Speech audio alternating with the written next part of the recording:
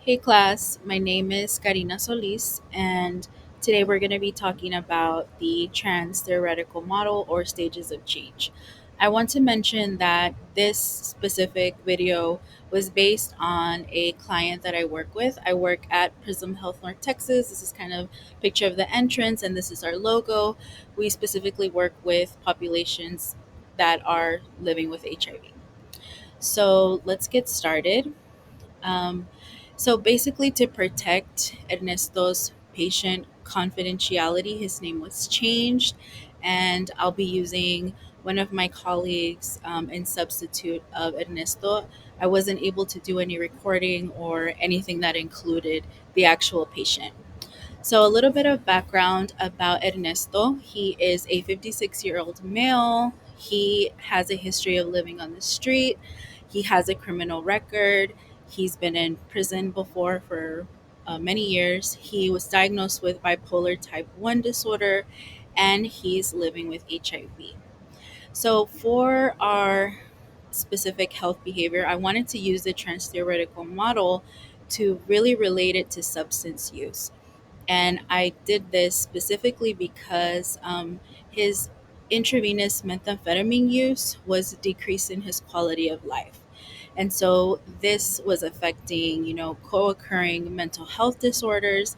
And it was actually leading to living in a state where you're not well, you're not coherent, you're not able to take your medication ongoing. And so if you're not taking your medication for HIV daily, that leaves an open window for other opportunistic infections. So Ernesto and I have actually been working together for a year or so, a little bit over a year. And so this was an ongoing process that I had to continue to use and come back to. So I wanted to look at this model right here, and I wanted to mention that because of substance use and behavioral health, he had a constant housing instability. And I wanted to just mention that because this was really the catalyst and what made Ernesto want to move forward. So we really started at the pre-contemplation stage one of the trans-theoretical model by explaining, kind of talking about, hey, what is most important to you? And at this time, he was living on the street. He wasn't coming in for appointments. He kind of was really going through a lot in his life. And we really had to focus on pre contemplation was what matters to you the most. And so we had a discussion about substance use and maybe is that a factor of why you're still homeless? Could it be a factor of why, things are not able to move forward? And really, it was no, I don't think so. I don't think that that has anything to do with my current situation. But we continued to discuss it, and he said, he wasn't feeling well, he had issues forgetting things. And so we were able to get to a point of ambivalence about his substance use. So he was kind of thinking about it like maybe it could be, I'm not sure. And so we really needed to focus on something more intense because it is substance use, ongoing substance use for a long period of time. And so the behavior changes really focused, specifically this model, on getting him from living on the street to going through an inpatient rehab and finding stability that way.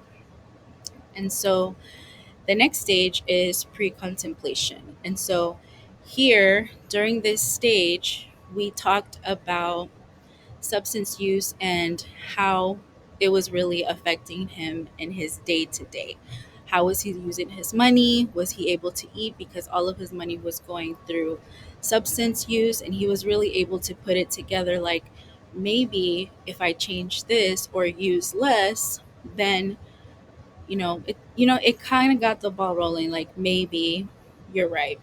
But because this was brought up with his with his provider, with his doctor, he really didn't want to listen to the doctor and didn't want to believe that, hey, maybe this has to do with my use. And so Ernesto and I were able to work together, and I wanted to put this picture here Prism Health has really a space where patients can come in, and as their case manager, caseworker, I'm able to work more one-on-one and have a different relationship. And that was really when Ernesto was able to open up. And during this phase of stages of change, we were able to look at, really reflecting on what can I do now? How can I change this? And why would I even want to make this change? And so he got more, he was like, okay, I'm ready for the, I think, it could be something. So this is when we really started talking about the challenges with substance use. And I started bringing bleach kits. This is a picture of kits. And our organization is able to provide these for him. And he was more on board with, okay, I need to change my behavior. And I said, okay, so how are we going to do that? You've been using for so long. And he said, okay, I think I'm ready to start searching for some help. And so I mentioned inpatient rehab, and we started looking for what program is covered through his Medicaid insurance, how long is he going to be there, do you have support services when you come back. And one thing Ernesto is really, really interested in is art, and that's his hobby. So I made sure to find a rehab that was focused on art therapy and had something where he was able to relate to and something that he would want to consistently be there for 90 days. So I included this picture here. It's really reflective on all the art that he has. He does a lot of pieces that are similar to this picture. And so that is when we took action and we were able to find a rehab facility in San Antonio. And this rehab facility was focused on art. And so he was able to stay and complete the 90 days. And he completed it and he was able to come back. And then we started the maintenance phase. During this phase, he started intensive outpatient to maintain his sobriety. And he also understood that he needed to stay away from the people that were kind of leading him into going back and relapsing. We were able to get him stably housed and provide ongoing support services as his case manager. I was able to be there more, kind of do home check ins. It was more personal. He received more support, and therefore, he's able to maintain his sobriety longer. And now I want to briefly talk about relapse. So, relapse in this specific model, it is a possibility, especially when we talk about substance use.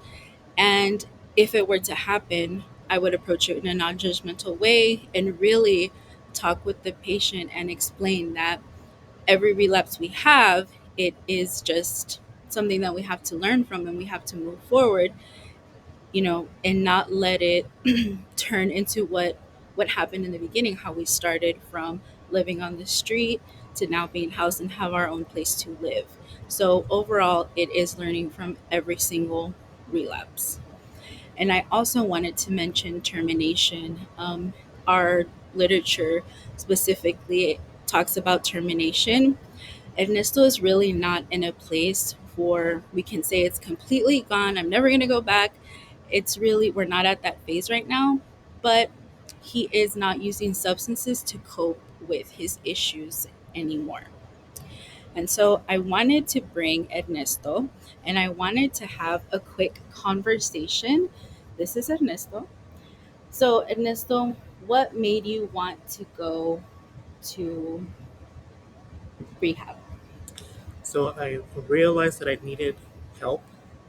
My goal was to become housed, Mhm. and discussing it with you, I realized that my meth use was becoming an issue Mhm.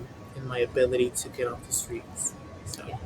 And so now that you are maintaining your sobriety and you're able to make it to your appointments, take all your medication, what has been something that keeps you from relapsing? What is one thing that you're doing now that is really helping you maintain this behavior? So, uh, going to the rehab, they showed me how to cope through art. So I'm still practicing, you know, art techniques and um, being able to redirect, or instead of focusing on thinking about using drugs, I'm applying more so into my art. That's great. Thanks for sharing that. So, if you have any questions about Prism Health in general, please feel free to reach out.